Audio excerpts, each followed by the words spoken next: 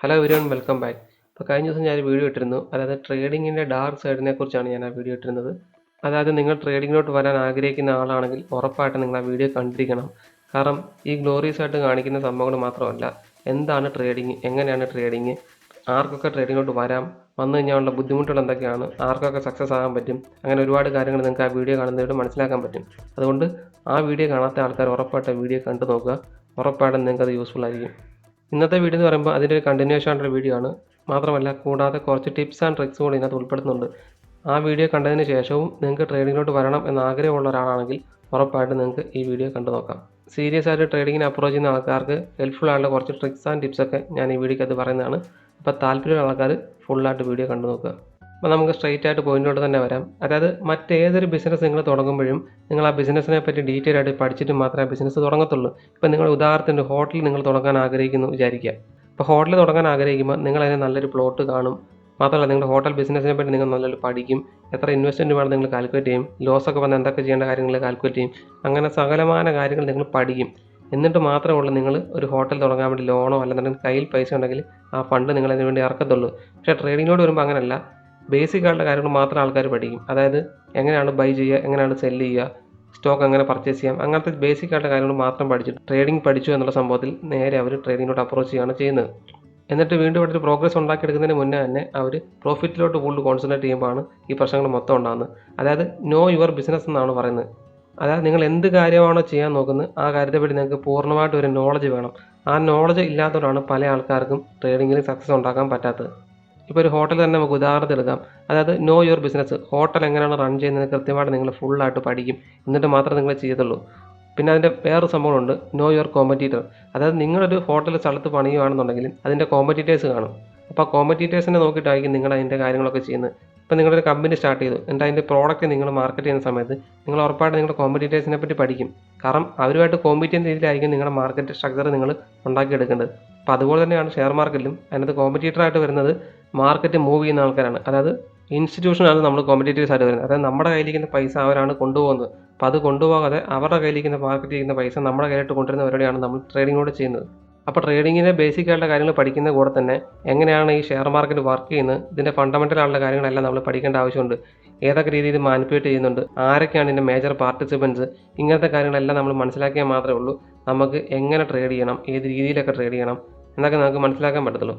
അപ്പോൾ ഷെയർ മാർക്കറ്റിനെ പറ്റി ഫുള്ളായിട്ട് ഇങ്ങനത്തെ പഠനങ്ങളെല്ലാം നടത്തിയതിന് ശേഷമാണ് നമ്മൾ സ്ട്രാറ്റജി പോലത്തെ കാര്യത്തോട്ട് വരുന്നത്. അവിടെയാണ് നിങ്ങൾ സ്വയം പഠിക്കേണ്ടത്. അതായത് നമ്മളെ തന്നെ പഠിക്കണം.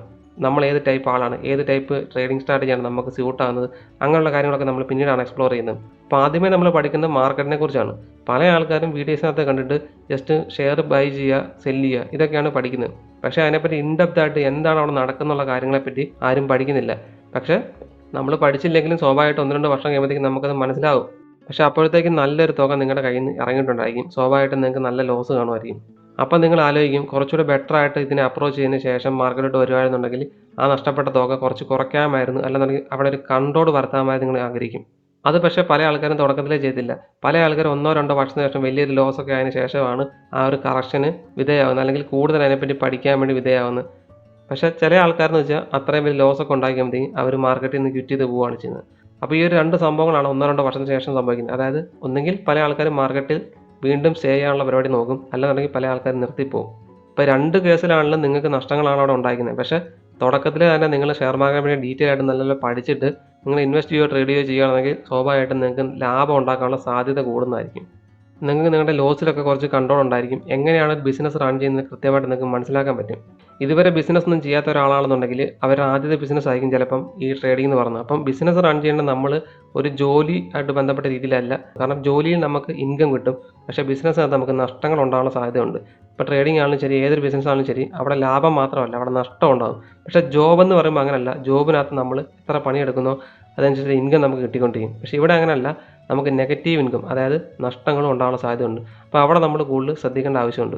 അപ്പോൾ നമ്മളൊരു ജോലിയിൽ പ്രവേശിക്കുന്ന ഒരു മൈൻഡ് സെറ്റോടുകൂടി നമ്മൾ ബിസിനസ്സിലെ പ്രവേശിച്ച് കഴിഞ്ഞാൽ ഉറപ്പായിട്ടും നമുക്ക് ആ ഒരു സംഭവം അച്ചീവ് ചെയ്യാൻ പറ്റത്തില്ല. കാരണം അവിടെ കുറച്ചുകൂടെ സ്ട്രോങ് ആയിട്ടുള്ള മൈൻഡ് സെറ്റ് ആവശ്യമുണ്ട്. ഈ നഷ്ടങ്ങളെ എങ്ങനെ നികത്തി എടുക്കുക എന്നുള്ള കാര്യത്തെപ്പറ്റി നമ്മൾ ഡീറ്റെയിൽ ആയിട്ട് പഠിക്കുക തന്നെ വേണം. അപ്പോൾ ഇതിൻ്റെ ഒരു പ്രധാന സംഭവമാണ് ലോസ് മാനേജ്മെൻറ്റ്. ഇപ്പോൾ ലോസ് മാനേജ്മെൻറ്റ് പഠിക്കാത്ത ആൾക്കാർ സ്വാഭാവികമായിട്ടും ബിസിനസ്സിനകത്ത് ഫെയിൽ ആവാനുള്ള സാധ്യതയുണ്ട്. കാരണം നമ്മൾ ബിസിനസ്സിൽ ലാഭങ്ങൾ മാത്രം കോൺസെൻട്രേറ്റ് ചെയ്തില്ല, എങ്ങനെയാണ് നമ്മൾ നഷ്ടങ്ങൾ കുറയ്ക്കാമെന്ന് കൂടെ നമ്മൾ പഠിക്കണം. അപ്പോൾ കഴിഞ്ഞ വീഡിയോക്കകത്ത് ഒരു 8ഓളം പ്രശ്നങ്ങൾ നമ്മൾ പറഞ്ഞിട്ടുണ്ട്. അതായത് ഷെയർ മാർക്കറ്റിൽ വരുന്ന ആൾക്കാർ ഫേസ് ചെയ്യേണ്ട ഒരുപാട് ചലഞ്ചസ് ഉണ്ട്. അതിനകത്തൊരു മെയിൻ ആയിട്ടുള്ള 8 ചലഞ്ചസ് ആണ് ഞാൻ പറഞ്ഞിട്ടുണ്ട്. അപ്പോൾ അതിൻ്റെ ഒരു സൊല്യൂഷൻ ആയിട്ട് ഇന്നത്തെ വീഡിയോക്കകത്ത് പറയാം. അതായത് സൊല്യൂഷൻ എന്ന് പറഞ്ഞാൽ ഒറ്റ വാക്കിൽ നമുക്ക് സൊല്യൂഷൻ പറയാൻ പറ്റത്തില്ല. അത് നമ്മൾ ക്ലാസിഫൈ ചെയ്യണം. ക്ലാസിഫൈ ചെയ്തിട്ടാണ് അതിൻ്റെ സൊല്യൂഷൻ നമുക്ക് പറയാൻ പറ്റത്തുള്ളൂ. അതായത് ഇതിനകത്ത് സൊല്യൂഷൻ എന്ന് പറയുമ്പോഴത്തേക്ക് നിങ്ങൾ ട്രേഡിങ്ങിന് മുന്നേ പഠിക്കേണ്ട കുറച്ച് കാര്യങ്ങളുണ്ട്. പക്ഷേ ഒരു വർഷത്തിന് ശേഷം നിങ്ങൾ പഠിക്കേണ്ട കുറച്ച് കാര്യങ്ങളുണ്ട്. ഓരോ 3-4 വർഷത്തിന് ശേഷം നിങ്ങൾ പഠിക്കുന്ന കുറച്ച് കാര്യങ്ങളുണ്ട്. അങ്ങനെയാണ് അതിൻ്റെ ഒരു സംഭവം വർക്ക് ചെയ്യുന്നത്. അതായത് ആ സൈക്കോളജിക്കൽ പ്രോസസ്സിലൂടെ നിങ്ങൾ കടന്നു പോകണമല്ലോ, എന്നാൽ മാത്രമേ ഉള്ളൂ നിങ്ങൾക്ക് റിലേറ്റ് ചെയ്യാൻ പറ്റത്തുള്ളൂ. ഇപ്പോൾ ഒരു ഉദാഹരണം പറയുകയാണെങ്കിൽ ട്രേഡിംഗ് സ്റ്റാർട്ട് ചെയ്യുന്നതിന് മുന്നെയാണ് നിങ്ങൾ ഫോമോ അപ്പോൾ ഫിയർ ഓഫ് മിസ്സിംഗ് ഔട്ട് പോലത്തെ നമ്മൾ പഠിക്കുന്നതെന്ന് വെച്ചാൽ നിങ്ങൾക്ക് അത് എന്താണെന്ന് മനസ്സിലാകത്തില്ല. പക്ഷേ ഒരു വർഷം ട്രേഡ് ചെയ്ത് എക്സ്പീരിയൻസ് ഉള്ള ആൾക്ക് പറയാൻ പറ്റും എന്താണ് ഫോമോ. അങ്ങനെ കുറച്ച് കാര്യങ്ങൾ എക്സ്പീരിയൻസ്ഡ് ആയ ട്രേഡേഴ്സിന് മാത്രമേ മനസ്സിലാകത്തുള്ളൂ. അതുകൊണ്ട് തുടക്കത്തിൽ പഠിക്കേണ്ട കാര്യങ്ങൾ നമ്മൾ തുടക്കത്തിൽ പഠിക്കുക, ഒരു വർഷത്തിന് ശേഷം പഠിക്കേണ്ട കാര്യങ്ങൾ ഒരു വർഷത്തിൽ പഠിക്കുക. അപ്പോൾ ഇതൊരു പ്രോസസ്സാണ്. അപ്പോൾ എല്ലാം കൂടെ നമുക്ക് ഒറ്റയടിക്ക് പഠിച്ചിട്ട് നമുക്ക് ഷെയർ മാർക്കറ്റ് ഇറങ്ങാൻ പറ്റത്തില്ല. അത് ഗ്രാജുവലിയാണ് നമ്മൾ പഠിക്കേണ്ടത്. അപ്പോൾ ആ ഒരു ചേഞ്ച് നമ്മൾ ഗ്രാജുവലി ഉണ്ടാക്കിക്കൊണ്ട് വരികയാണ് ചെയ്യേണ്ടത്. ഇപ്പം നിങ്ങൾ ഒരു വർഷം ട്രേഡ് ചെയ്തു, നിങ്ങൾക്ക് ലോസ് ആണെന്നുണ്ടെങ്കിൽ ആ ലോസ് വരുമ്പോഴാണ് നിങ്ങൾക്ക് ലോസ് മാനേജ് ചെയ്യുന്ന എങ്ങനെയാണെന്ന് കൃത്യമായിട്ട് നിങ്ങൾക്ക് മനസ്സിലാക്കാൻ പറ്റുന്നത്. എന്ത് കാരണം കൊണ്ടാണ് നിങ്ങൾക്ക് ലോസ് വന്ന് നിങ്ങൾക്ക് മനസ്സിലാക്കാൻ മാത്രമേ ഉള്ളൂ. അവിടെ നിങ്ങൾക്ക് കറക്റ്റ് ചെയ്യാൻ വേണ്ടി നിങ്ങൾക്ക് എന്ത് സ്ട്രാറ്റജിയാണ് യൂസ് ചെയ്യാൻ നിങ്ങൾക്ക് മനസ്സിലാകുന്നത്. ചില ആൾക്കാർക്ക് ഗ്രീഡ് കൊണ്ടായിരിക്കാം, ചില ആൾക്കാർക്ക് ഓവർ ട്രേഡ് കൊണ്ടായിരിക്കാം, ചില ആൾക്കാർക്ക് കൺസിസ്റ്റൻസി ഇല്ലായ്മ കൊണ്ടായിരിക്കാം, ചില ആൾക്കാർക്ക് സ്ട്രാറ്റജി കുഴപ്പമായിരിക്കാം. അങ്ങനെ പല ആൾക്കാർക്കും പല കാരണമാണ് ലോസ് വരുന്നത്. അപ്പോൾ തുടക്കക്കാർ ജനറലായിട്ട് കാര്യങ്ങളൊക്കെ ജസ്റ്റ് മനസ്സിലാക്കിയിട്ട് അതായത് ഇങ്ങനെയൊക്കെ നമുക്ക് ലോസുകൾ വരാൻ സാധ്യതയുണ്ടെന്ന് മനസ്സിലാക്കാം. അപ്പോൾ ആ ഒരു അവയർനെസ് ആദ്യം ഉണ്ടാക്കിയെടുക്കുക. എന്നിട്ട് ഒരു വർഷം ട്രേഡ് ചെയ്യുമ്പോഴത്തേക്കും എവിടെയാണോ നമുക്ക് പ്രശ്നം പറ്റുന്നത്, ഏതാണ് നമ്മുടെ വീക്ക് പോയിന്റ്, അത് മനസ്സിലാക്കിയിട്ട് അവിടെ കറക്റ്റ് ചെയ്യാൻ ശ്രമിക്കുക. അപ്പോൾ നമുക്ക് ഈസി ആയിട്ട് അത് പ്രോഗ്രസീവ് ആയിട്ട് കാര്യങ്ങൾ ചെയ്യാൻ പറ്റും. പിന്നെ തുടക്കത്തിൽ ചെയ്യേണ്ട ഒരു ടിപ്പ് എന്ന് പറഞ്ഞു കഴിഞ്ഞാൽ നിങ്ങൾ ട്രേഡിംഗ് ജേണൽ ഉറപ്പായിട്ട് നിങ്ങൾ കീപ്പ് ചെയ്യുക. അതായത് ട്രേഡിംഗ് കരിയർ സ്റ്റാർട്ട് ചെയ്യുമ്പോൾ തന്നെ നിങ്ങൾ എടുക്കുന്ന ട്രേഡുകളുടെ എണ്ണം, നിങ്ങളുടെ ബ്രോക്കറേജ്, അങ്ങനെ കാര്യങ്ങളെല്ലാം നിങ്ങളൊരു ബുക്കിൽ എഴുതി വെക്കുക. ഇതാണ് നിങ്ങൾ തുടക്കത്തിൽ ചെയ്യേണ്ട ടിപ്പ്. ഇതൊരു ചെറിയ കാര്യമല്ല, വലിയൊരു കാര്യം തന്നെയാണ്. കാരണം ഒരു വർഷം കഴിയുമ്പോഴത്തേക്കും നിങ്ങൾ പെട്ടെന്ന് മനസ്സിൽ കാൽക്കുലേറ്റ് ചെയ്യാൻ നിങ്ങൾക്ക് മനസ്സിലാകത്തില്ല എങ്ങനെയൊക്കെ ലോസ് വന്നുള്ളത്. കൃത്യമായിട്ട് അതിന് ഡേറ്റ ഉണ്ടെന്നൊക്കെ നിങ്ങൾക്ക് കൃത്യമായിട്ട് മനസ്സിലാക്കാൻ പറ്റും. ഏതൊക്കെ ഘട്ടങ്ങളാണ് നിങ്ങൾ ലോസ് വരുത്തിയത്, എവിടെയൊക്കെയാണ് നിങ്ങൾ കൂടുതൽ ലോസ് വരുത്തിയത്, എവിടെയൊക്കെയാണ് നമ്മൾ ഓപ്പർച്യൂണിറ്റി മിസ്സാക്കിയത്, അങ്ങനെയുള്ള കാര്യങ്ങളെപ്പറ്റി എല്ലാം ഡീറ്റെയിൽ ആയിട്ട് നിങ്ങൾക്ക് നോക്കുമ്പോൾ മനസ്സിലാക്കാൻ വേണ്ടിയാണ് ഈ ഒരു ട്രേഡിംഗ് ഡേറ്റ നിങ്ങൾ കീപ്പ് ചെയ്യണമെന്ന് പറഞ്ഞത്. അപ്പോൾ അത് ട്രേഡിങ്ങിൻ്റെ തുടക്കത്തിൽ തന്നെ ചെയ്യേണ്ട ഒരു സംഭവമാണ്. ട്രേഡിംഗ് കരിയർ സ്റ്റാർട്ട് ചെയ്യാൻ ആഗ്രഹിക്കുന്ന ഒരാളാണെങ്കിൽ ഉറപ്പായിട്ടും നിങ്ങൾ ട്രേഡിങ്ങിൻ്റെ തുടക്കം തന്നെ നിങ്ങൾ ട്രേഡിംഗ് ജേണൽ കീപ്പ് ചെയ്യാൻ ശ്രമിക്കുക. പിന്നെ രണ്ടാമത്തെ ടിപ്പ് എന്താ, ട്രേഡിംഗ് കരിയർ സ്റ്റാർട്ട് ചെയ്യുന്നതാണെങ്കിൽ വളരെ കുറച്ച് ക്വാണ്ടിറ്റി വെച്ച് മാത്രം നിങ്ങൾ ആദ്യമേ ട്രേഡ് ചെയ്യുക. പ്രോഫിറ്റോട് നിങ്ങൾ ഫോക്കസ് ചെയ്യാൻ നിൽക്കരുത്. ഒരു ഫിക്സഡ് ക്വാണ്ടിറ്റി മാത്രം നിങ്ങൾ ട്രേഡ് ചെയ്യുക. അതായിരിക്കും ഏറ്റവും ബെറ്റർ. അതാകുമ്പോൾ നിങ്ങൾക്ക് കുറച്ച് സ്കെയിൽ ചെയ്യാനും കാര്യങ്ങളൊക്കെ കുറച്ച് എളുപ്പമായിരിക്കും. നിങ്ങൾ 100 ക്വാണ്ടിറ്റിയാണ് നിങ്ങൾ ട്രേഡ് ചെയ്യുന്നത് വെച്ചു, ആ 100 ക്വാണ്ടിറ്റി നിങ്ങൾ 6-7 മാസം കൺസിസ്റ്റൻ്റ് ആയിട്ട് നിങ്ങൾ ട്രേഡ് ചെയ്യുമ്പോഴത്തേക്കും എന്തൊക്കെയാണ് പ്രശ്നം നിങ്ങൾക്ക് കൃത്യമായിട്ട് മനസ്സിലാക്കാൻ പറ്റും. പക്ഷേ നിങ്ങൾ ഇടയ്ക്കിടയ്ക്ക് ക്വാണ്ടിറ്റി മാറ്റി ട്രേഡ് ചെയ്യുകയാണെങ്കിൽ നിങ്ങൾക്ക് പലപ്പോഴും എന്താണ് പ്രശ്നം നിങ്ങൾക്ക് മനസ്സിലാകത്തില്ല. അപ്പോൾ ഇത് തുടക്കക്കാർ ഫോളോ ചെയ്യേണ്ട ഒരു ടിപ്പാണ്. അതായത് ഫിക്സഡ് ക്വാണ്ടിറ്റി മാത്രം നിങ്ങൾ ട്രേഡ് ചെയ്ത് പഠിക്കുക. പിന്നെ മൂന്നാമത്തെ ടിപ്പ് എന്ന് പറഞ്ഞാൽ സ്റ്റോക്സിലൊക്കെ ട്രേഡ് ചെയ്യുന്ന ആളാണെങ്കിൽ ഉറപ്പായിട്ട് നിങ്ങൾ ഒരുപാട് ലീവറേജ് എടുക്കാതിരിക്കുക. കാരണം ലീവറേജ് എടുക്കുമ്പോൾ ഒരുപാട് നിങ്ങൾക്ക് പ്രോഫിറ്റ് കിട്ടും, പക്ഷേ അതിനനുസരിച്ച് നിങ്ങളുടെ ലോസിൻ്റെ എമൗണ്ടും കൂടാൻ സാധ്യതയുണ്ട്. അപ്പം പഠിക്കുന്ന ഒരു പീരീഡിൽ നിങ്ങൾ ഒരുപാട് ലീവറേജ് എടുക്കാതിരിക്കുക. ഇനി അടുത്തൊരു ടിപ്പ് എന്ന് പറഞ്ഞാൽ നിങ്ങൾ ഹൈ പ്രോബിലിറ്റി സെറ്റപ്പിൽ മാത്രം ട്രേഡ് ചെയ്യുക. ഇപ്പോൾ നിങ്ങൾ ഒരു കൊല്ലത്തേക്ക് നിങ്ങൾ പഠിക്കാൻ വേണ്ടി അല്ലെങ്കിൽ ഒരു 6 മാസം നിങ്ങൾ പഠിക്കാൻ ആഗ്രഹിക്കുന്ന ഒരു ടൈം പീരീഡാണെന്ന് വിചാരിക്കുക. അവിടെ നിങ്ങൾക്ക് കുറച്ച് പ്രോഫിറ്റബിലിറ്റി കൂടുതലുള്ള സ്ട്രാറ്റജീസാണ് നിങ്ങൾ തിരഞ്ഞെടുക്കേണ്ടത്.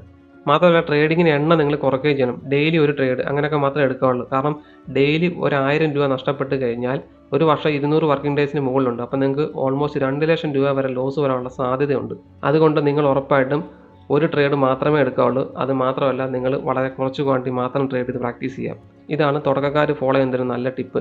ഇത് കേൾക്കുമ്പോൾ അത്ര ഒരു എഫക്റ്റീവായിട്ട് തോന്നത്തില്ല, പക്ഷേ ഒരു വർഷം 2 വർഷം കഴിയുമ്പോൾ നിങ്ങൾ പിയാനോയിൽ എടുത്ത് നോക്കുമ്പോൾ നിങ്ങൾക്ക് മനസ്സിലാക്കാൻ പറ്റും. നിങ്ങൾ വളരെ കുറച്ച് ക്വാണ്ടിറ്റി മാത്രം ചെയ്തിരുന്നെങ്കിൽ എൻ്റെ നഷ്ടം ഇത്ര ഉണ്ടാകത്തില്ലായിരുന്നു നിങ്ങൾക്ക് റിയലൈസ് ചെയ്യാൻ പറ്റും 2 വർഷം കഴിയുമ്പോൾ. ഇപ്പോൾ 2 വർഷത്തിന് മുകളിൽ എക്സ്പീരിയൻസ് ഉള്ള ആളാണെങ്കിൽ ഈ ഒരു സംഭവം നിങ്ങൾക്ക് ഉണ്ടായിട്ടുണ്ടെങ്കിൽ ഉറപ്പായിട്ടും കമൻറ്റ് ചെയ്യാം. നിങ്ങൾ ആ നഷ്ടപ്പെടുത്തിയ എമൗണ്ട് നിങ്ങൾക്ക് ഇപ്പോൾ ഉണ്ടായിരുന്നുണ്ടെങ്കിൽ നിങ്ങൾക്ക് നല്ല രീതിയിൽ ട്രേഡ് എടുക്കാമായിരുന്നു എന്ന് നിങ്ങൾ ചിന്തിക്കുന്നുണ്ടെങ്കിൽ ഉറപ്പായിട്ടും നിങ്ങൾ കമൻറ്റ് ചെയ്യാം. പിന്നെ അടുത്തൊരു ടിപ്പ് എന്ന് വെച്ചാൽ നിങ്ങൾ ഒരിക്കലും മാർക്കറ്റിനെ ചേസ് ചെയ്യാൻ പാടില്ല. ഒരു ഓപ്പർച്യൂണിറ്റി നഷ്ടപ്പെട്ട് കഴിഞ്ഞാൽ ഉറപ്പായിട്ട് നിങ്ങൾ മനസ്സിനെ കാമാക്കിയിട്ട്, പക്ഷേ ഇത് ഇച്ചിരി ബുദ്ധിമുട്ട് പിടിച്ച പരിപാടിയാണ്. ഒരു വർഷത്തിന് ശേഷമുള്ള ആൾക്കാർക്കൊക്കെ ഇത് പ്രാക്ടീസ് ചെയ്യാൻ പറ്റും. പക്ഷേ തുടക്കക്കാർക്ക് ഒരു അഡ്രിനാലിൻ റഷ് ഉണ്ടല്ലോ മാർക്കറ്റ് ഇങ്ങനെ പോകുമ്പോഴത്തേക്കും, അപ്പോൾ അതിലോട്ട് എൻ്റർ ചെയ്യുക, പ്രോഫിറ്റ് ഉണ്ടാക്കുന്നതൊക്കെ ഒരു അർജ് കാണും. അപ്പോൾ ആ ഒരു സംഭവം കുറച്ച് നോർമലൈസ് ആയി വരണമെന്നുണ്ടെങ്കിൽ കുറച്ച് സമയം എടുക്കും. എന്നാലും തുടക്കം തന്നെ നിങ്ങൾക്ക് ഇത് പ്രാക്ടീസ് ചെയ്യുകയാണെന്നുണ്ടെങ്കിൽ അച്ചീവ് ചെയ്യാവുന്നൊരു സംഭവമാണ്. അതായത് ഒരു ഓപ്പർച്യൂണിറ്റി നഷ്ടപ്പെട്ട് കഴിഞ്ഞാൽ അതിൻ്റെ ഒരു ഹാങ് ഓവർ മാറാതെ ഒരിക്കലും നിങ്ങൾ അടുത്ത ട്രേഡിലോട്ട് പ്രവേശിക്കാൻ പാടില്ല. പിന്നെ ഒരു ടിപ്പ് എന്ന് പറയുമ്പോൾ നിങ്ങൾ ട്രെയിലിംഗ് സ്റ്റോപ്പ് ലോസ് യൂസ് ചെയ്യുക. ഒന്നെങ്കിൽ നിങ്ങൾക്ക് മാനുവലി ട്രെയിൽ ചെയ്യാൻ പറ്റും, അല്ലാതെ ഓട്ടോമാറ്റിക് ആയിട്ട് ട്രെയിൽ ചെയ്യുന്ന ആപ്ലിക്കേഷൻസ് ഒക്കെ ഉണ്ട്. ഇപ്പം ട്രെയിലിംഗ് സ്റ്റോപ്പ് ലോസ് വെച്ചാൽ ഒരു ഗുണം എന്ന് പറയുമ്പോഴത്തേക്കും നിങ്ങൾക്ക് നഷ്ടം വരുന്നതിൻ്റെ എമൗണ്ട് കുറയ്ക്കാൻ പറ്റും. ഇപ്പോൾ നിങ്ങൾ സ്റ്റോപ്പ് ലോസ് വെച്ചു, ആ സ്റ്റോപ്പ് ലോസ് ഹിറ്റ് ചെയ്യുകയാണെന്നുണ്ടെങ്കിൽ നിങ്ങൾക്ക് നഷ്ടം വരുമല്ലോ. ഇപ്പോൾ ട്രെയിലിംഗ് സ്റ്റോപ്പ് ലോസ് നിങ്ങൾ വെച്ചെന്ന് വെച്ചാൽ കുറച്ച് പ്രോഫിറ്റ് ഉണ്ടായി, നിങ്ങൾ ട്രെയിൽ ചെയ്ത് ബ്രേക്കിലോട്ട് വെച്ചു, കുറച്ചുകൂടെ മേലോട്ട് പോകുമ്പോഴത്തേക്കും നിങ്ങൾ ട്രെയിൽ ചെയ്ത് കുറച്ചുകൂടെ മേലോട്ട് കയറ്റി വെച്ചു. അപ്പോൾ അങ്ങനെയാണെന്നുണ്ടെങ്കിൽ ഇൻ കേസ് ഏതെങ്കിലും സമയത്ത് നിങ്ങൾ സ്റ്റോപ്പ് ലോസ് ഹിറ്റ് ചെയ്യും, പക്ഷേ നിങ്ങൾക്ക് പ്രോഫിറ്റ് കിട്ടുന്നത് കുറച്ച് കൂടുതലായിരിക്കും. അതുകൊണ്ട് ട്രെയിലിംഗ് സ്റ്റോപ്പ് ലോസ് എന്ന് പറഞ്ഞാൽ ഒരു എഫക്റ്റീവ് ആവുന്ന സംഭവമാണ്. ഇപ്പോൾ ഫയേഴ്സ് പോലത്തെ പ്ലാറ്റ്ഫോമൊക്കെ യൂസ് ചെയ്താൽ നിങ്ങൾക്ക് ഡ്രാഗ് ആൻഡ് ഡ്രോപ്പ് ചെയ്തിട്ട് നിങ്ങൾക്ക് സ്റ്റോപ്പ് ലോസ് ചെയ്യാൻ പറ്റും. ഇപ്പം സെറോദയിലൊക്കെയാണ് നിങ്ങൾക്ക് മാനുവലി ടൈപ്പ് ചെയ്യണമല്ലോ, ഇതെന്ന് പറയുമ്പോഴത്തേക്കും ഡ്രാഗ് ആൻഡ് ഡ്രോപ്പ് ചെയ്യാൻ പറ്റും. അതായത് സ്റ്റോപ്പ് ലോസ് ഓർഡർ ഇടുകയാണെന്നുണ്ടെങ്കിൽ ഒരു ലൈൻ പോലെ അവിടെ കിടക്കും, അത് ജസ്റ്റ് ഡ്രാഗ് ചെയ്ത് മേലോട്ട് വെക്കുകയാണെന്നുണ്ടെങ്കിൽ ഈസി ആയിട്ട് നിങ്ങൾക്ക് സ്റ്റോപ്പ് ലോസ് ഡ്രാഗ് ചെയ്ത് മേലോട്ട് മാറ്റാൻ പറ്റും. ഫയേഴ്സിൽ ഓപ്ഷൻസ് ട്രേഡ് ചെയ്യുമ്പോൾ ഞാൻ പേഴ്സണലി യൂസ് ചെയ്യുന്ന സംഭവമാണ്, വളരെ എഫക്റ്റീവ് ആയിട്ടുള്ള സംഭവമാണ്. അതുകൊണ്ടാണ് പല ആൾക്കാരും ഓപ്ഷൻസ് ചെയ്യുമ്പോഴത്തേക്കും ഫയേഴ്സ് യൂസ് ചെയ്യുന്ന പ്രധാന ഒരു കാരണം തന്നെ. പിന്നെ ഫയേഴ്സിനകത്ത് ബ്രോക്കറേജ് കുറച്ചുകൂടെ കുറവാണ് കമ്പാരിറ്റീവ്ലി അപ്സ്റ്റോക്സോ അല്ലെന്നുണ്ടെങ്കിൽ സെറോദൊക്കെ വെച്ച് നോക്കുമ്പോഴത്തേക്കും. പിന്നെ ഫയേഴ്സിൻ്റെ ഒരു ഗുണം എന്ന് പറഞ്ഞാൽ ഫയേഴ്സിൻ്റെ ചാർട്ടിംഗ് പ്ലാറ്റ്ഫോം ഓൾമോസ്റ്റ് നമ്മുടെ ട്രേഡിംഗ് വ്യൂ ആയിട്ട് സിമിലർ ആണ്. അതുകൊണ്ട് ഓൾമോസ്റ്റ് അല്ല 100% അത് തന്നെയാണെന്ന് പറയാം. ഇപ്പോൾ ട്രേഡിംഗ് വ്യൂ യൂസ് ചെയ്യുന്ന ആൾക്കാർക്ക് ഫയേഴ്സ് യൂസ് ചെയ്യാൻ കുറച്ചുകൂടെ എളുപ്പമായിരിക്കും. പിന്നെ കുറച്ച് ബഗ്സ് ഒക്കെ ഉണ്ടാകാനുള്ള സാധ്യതയുണ്ട്. അതായത് 1-2 തവണ എനിക്ക് പേഴ്സണലി അനുഭവപ്പെട്ടിട്ടുണ്ട്. അതായത് ഓർഡർ ഇടുമ്പോൾ ചിലപ്പോൾ ഓർഡർ ആകാതെ വരിക. ഈ ഫയേഴ്സ് എന്ന് പറയുമ്പോഴത്തേക്കും ഒരുപാട് ആൾക്കാർ യൂസ് ചെയ്യുന്ന ഒരു പ്ലാറ്റ്ഫോം അല്ല. ഇപ്പം കണ്ടറിഞ്ഞ് കേട്ടറിഞ്ഞ് ഒരുപാട് ആൾക്കാർ ഇപ്പോൾ അതിനകത്ത് വരുന്നുണ്ട്. അതുകൊണ്ട് ആൾക്കാരുടെ എണ്ണം ഭയങ്കരമായിട്ട് കൂടിയുണ്ട്. ചിലപ്പോൾ അവരുടെ ടെക്നിക്കൽ ഇഷ്യൂസ് ഒക്കെ വരാനുള്ള സാധ്യതയുണ്ട്. അപ്പോൾ നിങ്ങൾ തുടക്കത്തിലുള്ള ഒരാളാണെങ്കിൽ അല്ലെങ്കിൽ ഇൻ്റർമീഡിയറ്റ് ആണെങ്കിലും കുഴപ്പമില്ല, നിങ്ങൾ 1-2 ട്രേഡിംഗ് അക്കൗണ്ട് നിങ്ങൾ കീപ്പ് ചെയ്യുക. ഇപ്പോൾ ഒരിടത്തൊരു ബഗ് ഉണ്ടാവുകയാണെന്നുണ്ടെങ്കിൽ ചിലപ്പോൾ അന്നൊരു നല്ലൊരു മാർക്കറ്റ് ആണെന്നുണ്ടെങ്കിൽ നിങ്ങൾക്ക് ചിലപ്പോൾ നല്ല എൻട്രി കിട്ടിയെന്ന് വരത്തില്ല. അപ്പോഴത്തേക്ക് നിങ്ങൾക്ക് ഫയേഴ്സിനകത്ത് ഇപ്പോൾ ഒരു നല്ല ഓപ്പർച്യൂണിറ്റി കിട്ടിയിട്ട് അവിടെ ഒരു ബഗ് വരികയാണെന്നുണ്ടെങ്കിൽ സ്വാഭാവികമായിട്ടും നിങ്ങൾക്ക് അപ്സ്റ്റോക്സിനകത്തോ അല്ലെന്നുണ്ടെങ്കിലും സെറോദയ്ക്കകത്തോ നിങ്ങൾക്ക് അത് ട്രേഡ് എടുക്കാൻ പറ്റണം. അതുകൊണ്ട് 1-2-3 ട്രേഡിംഗ് അക്കൗണ്ട് കീപ്പ് ചെയ്യുന്നത് എപ്പോഴും നല്ലതായിരിക്കും. പിന്നെ വേറൊരു പ്രധാന ടിപ്പ് എന്ന് പറയുമ്പോഴത്തേക്കും നിങ്ങൾ ഓപ്ഷൻസ് ചെയ്യുകയാണെന്നുണ്ടെങ്കിൽ അതൊരു അക്കൗണ്ട് ചെയ്യുക. നിങ്ങൾ സ്റ്റോക്സിനകത്ത് ചെയ്യുകയാണെങ്കിൽ അത് വേറൊരു അക്കൗണ്ട് ചെയ്യുക. ഇപ്പോൾ ലോങ് ടൈം ഇൻവെസ്റ്റ് ആണ് നിങ്ങൾ ചെയ്യുന്നതെങ്കിൽ അത് വേറൊരു അക്കൗണ്ട് ചെയ്യുക. അതാണ് ഏറ്റവും ബെസ്റ്റ്. അതാകുമ്പോഴത്തേക്കും അതാകുമ്പോൾ നിങ്ങളൊരു ലോങ് പീരീഡ് ഓഫ് ടൈമിൽ നോക്കി കഴിയുമ്പോഴത്തേക്കും നിങ്ങൾക്ക് ഏതിനാണ് കൂടുതൽ നഷ്ടം, ഏതിനാണ് കൂടുതൽ ലാഭം എന്നൊക്കെ നിങ്ങൾക്ക് കൃത്യമായിട്ട് മനസ്സിലാക്കാൻ പറ്റും. നിങ്ങൾക്ക് സ്യൂട്ടാകുന്ന ഓപ്ഷൻസ് ആണോ അല്ലെങ്കിൽ സ്റ്റോക്സ് ആണോ എന്ന് കൃത്യമായിട്ട് നിങ്ങൾക്ക് മനസ്സിലാക്കാൻ പറ്റും. പിന്നെ അവസാനമായിട്ട് പറയാനുള്ള കാര്യം വെച്ചാൽ ടിപ്പ് മാത്രമല്ല, അതായത് ട്രേഡിങ്ങിൻ്റെ ബാക്ക് ബോൺ എന്ന് പറയുന്നത് തന്നെ സൈക്കോളജിയാണ്. നിങ്ങളുടെ സൈക്കോളജി എപ്പോൾ കറക്റ്റ് ആവുന്നു അപ്പോൾ മാത്രമേ നിങ്ങൾക്ക് ട്രേഡിങ്ങിൽ നല്ല കൺട്രോൾ ഉണ്ടാക്കാൻ പറ്റുള്ളൂ. ട്രേഡിങ്ങിൽ ഇങ്ങനെ ഓപ്പർച്യൂണിറ്റീസ് വന്നുകൊണ്ടിരിക്കും. അപ്പോൾ ഏതൊക്കെ ഓപ്പർച്യൂണിറ്റി എടുക്കേണ്ടത്, ഏതൊക്കെയാണ് നമ്മൾ ഒഴിവാക്കേണ്ടത്, അപ്പോൾ അവിടെ ഒരു വലിയൊരു ഫിൽട്ടർ ആവശ്യമുണ്ട്. അപ്പോൾ ആ ഫിൽട്ടർ നിങ്ങൾക്ക് കൃത്യമായിട്ട് ചെയ്യണമെന്നുണ്ടെങ്കിൽ നിങ്ങളുടെ ട്രേഡിംഗ് സൈക്കോളജി കൃത്യമായെങ്കിൽ മാത്രം നിങ്ങൾക്ക് ചെയ്യാൻ പറ്റത്തുള്ളൂ. അപ്പോൾ അതെന്ന് പറയുമ്പോൾ നിങ്ങൾക്ക് ജസ്റ്റ് ഒന്ന് വായിച്ചോ അല്ലെന്നുണ്ടെങ്കിൽ കേട്ടോ മാത്രം മനസ്സിലാക്കാൻ വേണ്ടി സംഭവം. നിങ്ങളുടെ എക്സ്പീരിയൻസിൽ നിന്ന് മാത്രം നിങ്ങൾക്ക് കറക്റ്റ് ചെയ്ത് മാത്രം നിങ്ങൾക്ക് സൈക്കോളജി റെഡിയാക്കി എടുക്കാൻ പറ്റത്തുള്ളൂ. ഓരോ വർഷം കഴിയും തോറും നിങ്ങൾ ആ സൈക്കോളജി ബെറ്റർ ആയിക്കൊണ്ട് വരാണ് നോക്കുന്നത്. അല്ലാതെ പൂർണ്ണമായിട്ട് ഒരു സംഭവം പഠിച്ചിട്ട് നമുക്ക് അങ്ങോട്ട് ചെയ്യാൻ പറ്റത്തില്ല. ഇവിടെ കിട്ടിയോ? അപ്പോൾ സൈക്കോളജിക്കൽ വീഡിയോസ് നിങ്ങൾ ഉറപ്പായിട്ടും കാണുക. കണ്ടാൽ മാത്രം പോരാ, അത് നിങ്ങൾ പ്രാക്ടീസ് നോക്കുക. എവിടെയാണ് നമ്മുടെ വീക്ക് പോയിന്റ് കൃത്യമായിട്ട് മനസ്സിലാക്കിയിട്ട് അത് കൃത്യമായിട്ട് പ്രാക്ടീസ് ചെയ്ത് കറക്റ്റ് ചെയ്തുകൊണ്ട് പോകുകയാണെന്നുണ്ടെങ്കിൽ നിങ്ങൾ ട്രേഡിങ്ങിൽ നല്ല രീതിയിൽ സക്സസ് ഉണ്ടാക്കി എടുക്കാൻ പറ്റും. അപ്പോൾ ഇതൊരു ബേസിക് വീഡിയോ പ്ലസ് ടിപ്സ് ആണ്. അതായത് ട്രേഡിംഗ് എപ്പോഴും ഒരു നല്ല ഓപ്പർച്യൂണിറ്റി ഉള്ള സാധനമാണ്, പക്ഷേ ഒരുപാട് ആൾക്കാർ അതിനെ അപ്രോച്ച് ചെയ്യുന്നത് വേറൊരു ആംഗിളിൽ കൂടെയാണ്. അതുകൊണ്ടാണ് അവിടെ ഒരുപാട് നഷ്ടങ്ങളൊക്കെ ഉണ്ടാകുന്നത്. അപ്പോൾ അതിൻ്റെ ഒരു ഐ ഓപ്പണിംഗ് വീഡിയോ പോലെയാണ് ഞാൻ ഈ 2 വീഡിയോ ചെയ്തിരിക്കുന്നത്. അപ്പോൾ ഇതിനെ കണ്ടിന്യൂസ് ആയിട്ട് വീഡിയോ വേണമെന്നുണ്ടെങ്കിൽ ഉറപ്പായിട്ട് നിങ്ങൾ കമൻറ്റ് ചെയ്യുക. കാരണം എല്ലാവരും ഇതിൻ്റെ ഒരു ഫാൻസി സംഭവങ്ങൾ മാത്രമേ പറയത്തുള്ളൂ. അതായത് വെറുതെ വീട്ടിൽ നിന്ന് ഇഷ്ടംപോലെ പൈസ കിട്ടും, ട്രേഡ് ചെയ്താൽ കോടികൾ ഉണ്ടാക്കാൻ പറ്റും. പക്ഷേ ഇതിൻ്റെ ഒരു ബുദ്ധിമുട്ടും കഷ്ടപ്പാടും ആരും തന്നെ പറയുന്നില്ല. അപ്പോൾ കൃത്യമായിട്ട് കാര്യങ്ങൾ പഠിച്ചിട്ട് കൃത്യമായിട്ട് കാര്യങ്ങൾ ചെയ്യുകയാണെന്നുണ്ടെങ്കിൽ നിങ്ങൾക്ക് ഇഷ്ടമുള്ള രീതിയിൽ നിങ്ങൾക്ക് ട്രേഡ് ചെയ്യാൻ പറ്റും. നിങ്ങളുടെ ഒരു പേഴ്സണാലിറ്റിക്ക് അനുസരിച്ച് നിങ്ങൾക്ക് ഇഷ്ടമുള്ളത് നിങ്ങൾക്ക് ട്രേഡ് ചെയ്യാൻ പറ്റും. അപ്പോൾ കൃത്യമായിട്ട് നിങ്ങളുടെ പേഴ്സണാലിറ്റി മനസ്സിലാക്കി എടുത്തിട്ട് ചെറിയ ചെറിയ പ്രോഗ്രസ് ഒക്കെ കൊണ്ടുവരികയാണെന്നുണ്ടെങ്കിൽ ഉറപ്പായിട്ടും നിങ്ങൾക്ക് നല്ല പ്രോഫിറ്റ് ഉണ്ടാക്കിയെടുക്കാൻ പറ്റും. അപ്പോൾ നിങ്ങൾ ഏത് രീതിയാണ് നിങ്ങൾ സെലക്ട് ചെയ്യുന്നത്, അതിലാണ് അതിൻ്റെ കാര്യം. അപ്പോൾ നിങ്ങൾ ഹൈ സ്കിൽഡ് ആയിട്ടുള്ള ആളാണെങ്കിൽ ഉറപ്പായിട്ടും നിങ്ങൾക്ക് ഓപ്ഷൻസ് ഒക്കെ ചെയ്യാൻ പറ്റും. നിങ്ങൾ ലോ സ്കിൽഡ് ആയിട്ടുള്ള ആൾക്കാണെങ്കിൽ ഉറപ്പായിട്ടും സ്റ്റോക്സോട് മാറുക. ഇപ്പോൾ സ്കില്ലേ ഇല്ലെന്നെങ്കിൽ ഉറപ്പായിട്ടും ലോങ് ടൈം ഇൻവെസ്റ്റ്മെൻ്റ് ഒക്കെ ചെയ്യുക. അപ്പോൾ അത് നമ്മൾ സെലക്ട് ചെയ്യുന്ന ഓരോരോ പേഴ്സണാലിറ്റിക്ക് അനുസരിച്ച് നമ്മൾ സെലക്ട് ചെയ്യുന്ന രീതിയാണ് നമ്മുടെ ലാഭത്തിലോട്ട് നഷ്ടത്തിലോട്ട് നയിക്കുന്നത്. അപ്പോൾ നമ്മൾ എന്താണെന്ന് കൃത്യമായിട്ട് നമ്മൾ മനസ്സിലാക്കിയിട്ട് നമ്മൾ ഏത് സെഗ്മെൻ്റ് ആണോ ട്രേഡ് ചെയ്യുന്നത് കൃത്യമായിട്ട് നമ്മൾ മനസ്സിലാക്കേണ്ടത് നമ്മുടെ ഒരു കോമൺ സെൻസ് ആണ്. അപ്പോൾ കോമൺ സെൻസ് എന്ന് പറഞ്ഞാൽ വളരെ അത്യാവശ്യമുള്ള സംഭവമാണ്. നമ്മൾ എന്താണ് ചെയ്യുന്നതെന്നുള്ളത് നമുക്ക് കൃത്യമായിട്ട് ബോധം വേണം. അല്ലാന്നുണ്ടെങ്കിൽ ഉറപ്പായിട്ടും നമുക്ക് നഷ്ടം വരും. അതിപ്പോൾ ട്രേഡിംഗ് അല്ല, ഏത് മേഖലയാണെങ്കിലും അങ്ങനെ തന്നെയാണ്.